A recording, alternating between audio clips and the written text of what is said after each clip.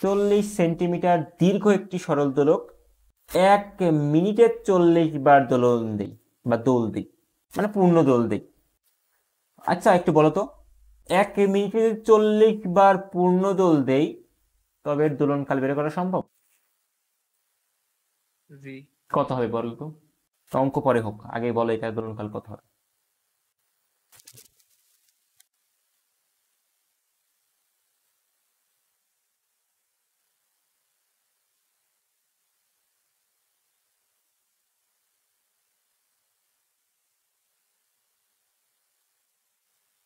কি করবা?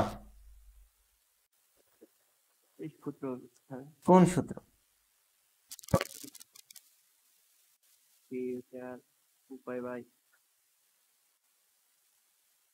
সব কি একইভাবে করলে হবে?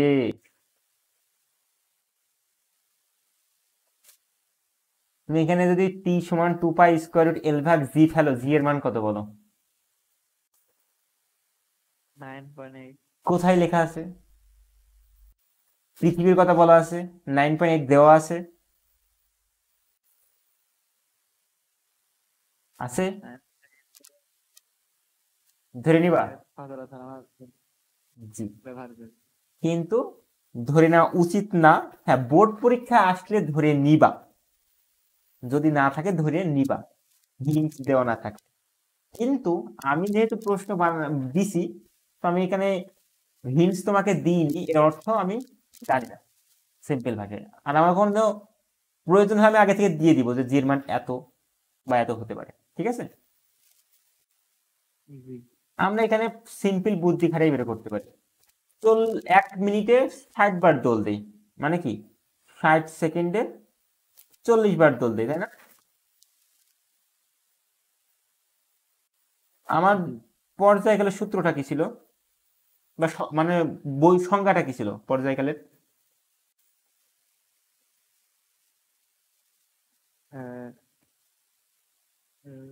কোনো গতিশীল বস্তু হুম, নির্দিষ্ট। আমার অত ভালো সংজ্ঞা বলতে হবে না, আমাকে অত ভালো সংজ্ঞা বলতে হবে না, আমাকে জাস্ট বলো পর্যায় কাল বলতে কি বোঝো? নির্দিষ্ট সময় পর পর নির্দিষ্ট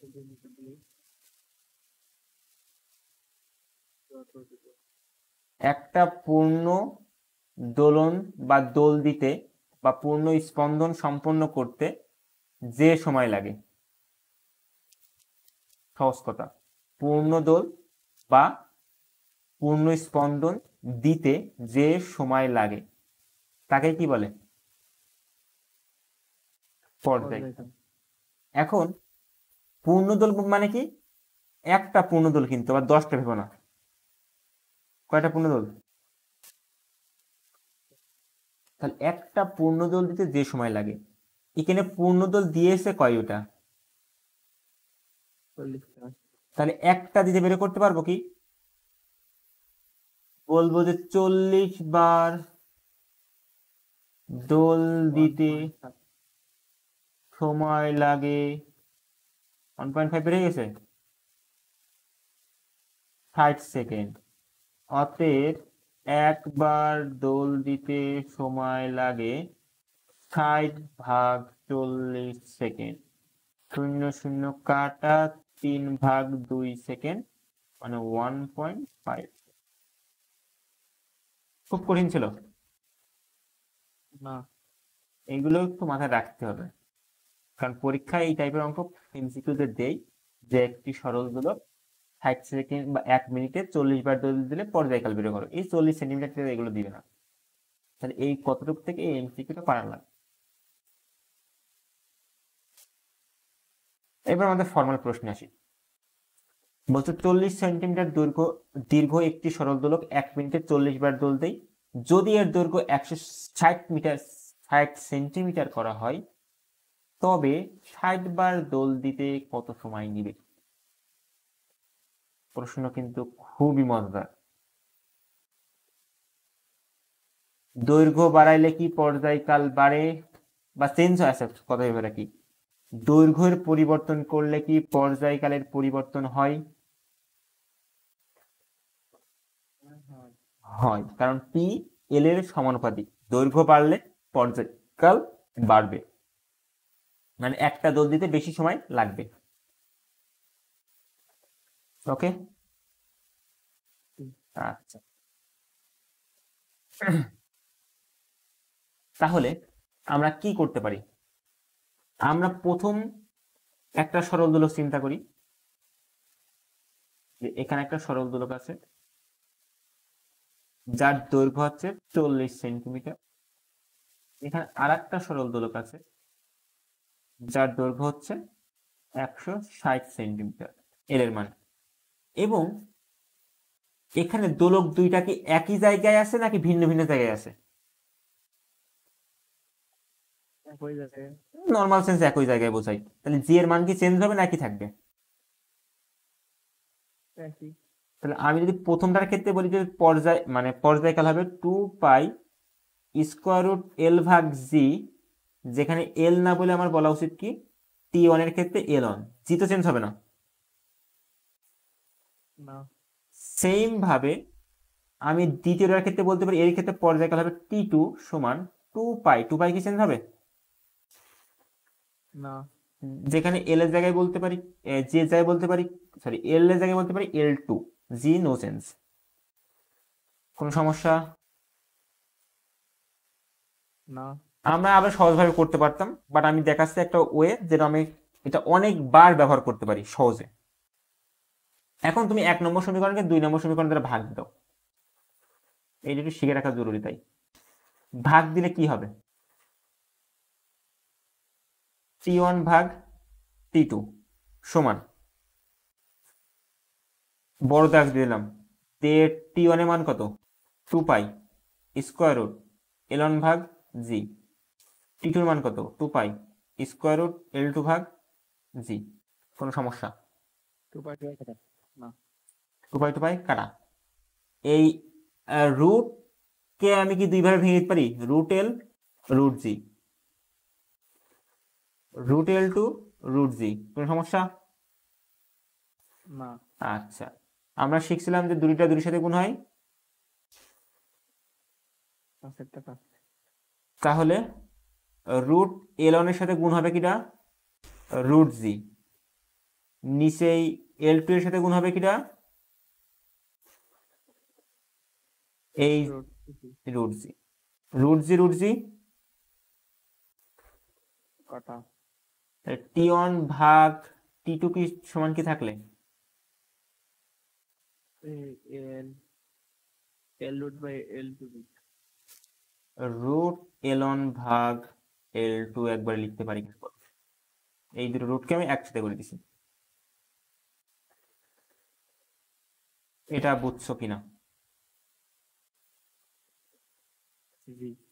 আচ্ছা, এখন এখানে বোঝার মেন শর্ত হচ্ছে তুমি তো বারবার এমন ভাগ করে দেখাবা না, তুমি আরো একটু বুদ্ধিমান হবা। কিভাবে? যদি কোনো সময় এমন দেখো যে এখানে টি ওয়ান এর সাথে এল এর সম্পর্ক কি, সমানুপাতিক সম্পর্ক, জি। এবং উপরে একটা রুট আছে, তাই তো? জি। তাহলে বাদ বাকি সব মান, মানে এল ওয়ান বাদে বাদ বাকি সব মান যদি এক হয়, তাহলে আমি লিখতে পারবো যে টি ওয়ান সমানুপাতিক রুট এল ওয়ান। পারি কিনা? পারি। আচ্ছা, যদি কোনো সময় সম্পর্ক এমন হয়, তুমি একবারে প্রকাশ করে বলে দিবা যে কোনো মানের ক্ষেত্রে টি ওয়ান ভাগ টি টু সমান স্কোয়ার রুট সেম থাকবে এল ওয়ান ভাগ এল টু, এভাবে দেখে লিখে দিতে পারবে। এই সম্পর্ক আমাদের সামনে আরো অনেক কাজে লাগবে, জাস্ট এখানে শিখেছি, মাথায় রাখো এটা। ওকে, সেম ভাবে যদি টি অন সমান জি এর সাথে এমন যে ধরো দৈর্ঘ্য সেম আছে, একটা পেন্ডুলাম বা সরল দোলকের দৈর্ঘ্য সেম আছে, এইটাকে তুমি যদি পৃথিবীতে মাপো আর মুন মানে চাঁদে যে মাপো, তাহলে দুই জায়গায় ক্ষেত্রে কি জি এর মান সেম থাকবে? না। তাহলে এখানে সম্পর্ক কি, টি এর সাথে জি এর সম্পর্ক কি? ব্যস্তানুপাতিক না? তাহলে যে টি ওয়ান এর ক্ষেত্রে হবে রুট জি ওয়ান, রাইট? তাহলে এর ক্ষেত্রে যদি দুইটা কি বলে এটাকে পর্যায়কালে তুলনা করো তাহলে কি লিখতে পারবা T1 ভাগ T2 সমান এত ভাগ করে করতে পারবা, কোনো সমস্যা নেই, পরীক্ষায় ঘন মাসে ভাগ করেই করবা, বাট এমসিকিউতে আসলে তুমি শর্টকাটে করার সিস্টেম এটা, যে T1 ভাগ T2 সমান তুমি কি লিখবা, এটা কি ব্যস্তানুপাতিক সম্পর্ক না? তাহলে নিচেই মানে T1 এর ক্ষেত্রে নিচেই থাকবে G1, আর T2 এর ক্ষেত্রে কি তাহলে নিচের ডাক চলে যাবে কোন জায়গায়, উপরে, আর সবার উপরে একটা কি থাকবে রুট। যদি কোনো সম্পর্কে রুট না থাকে রুট দিব না, থাকলে দিব, কথা বুঝছো কিনা? এই নিয়মগুলো একটু মাথায় রাখবা। ওকে, গেল, এটা আমাদের বিষয় না।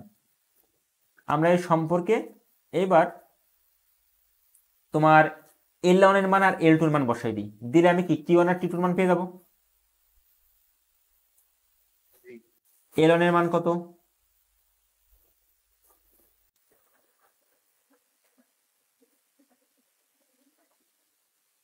L1 প্রথমটার যেই দৈর্ঘ্য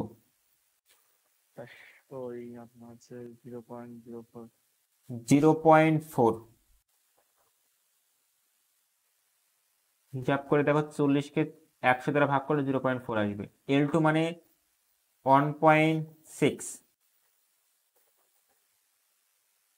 রাইট সাইড হিসেব করো, T1 ভাগ T2 সমান কত হয়?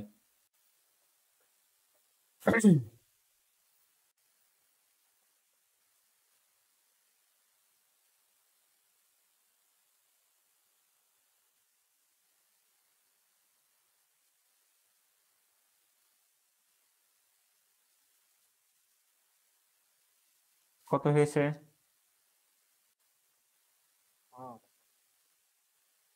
হাফ মানে 0.5, তাই তো? আচ্ছা, আমি এটাকে, আমার দরকার কি, প্রশ্ন দেখো 60 বার দুলতে কত সময় লাগবে, এর অর্থ কি?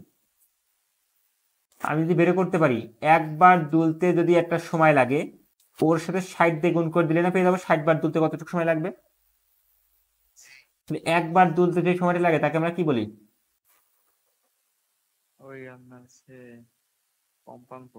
পর্যায়কাল। একবার দুলতে যে সময় লাগে সেটাকে বলি পর্যায়কাল।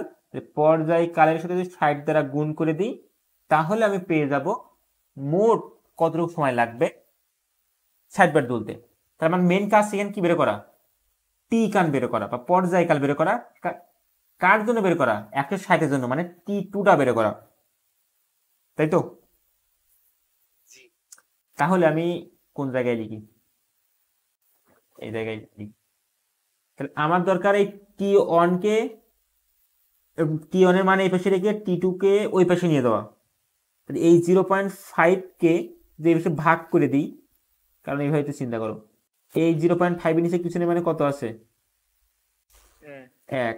তাহলে আড়াআড়ি গুণ করে দাও। T2 কে তুমি কি করতে পারো, ভাগ আকাশে ওই পাশে গুণ আকারে নিতে পারো না? আর 0.5 গুণ আকার আছে বা উপরে আছে, নিচে নিয়ে আসতে পারো।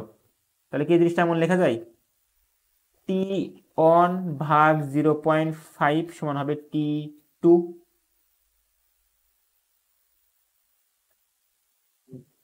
আর আমরা T1 এর মান কি বের করছি অলরেডি, তাহলে T1 এর মান বসাই দিই কত, 1.5 ভাগ 0.5, এটা হবে T2 এর মান।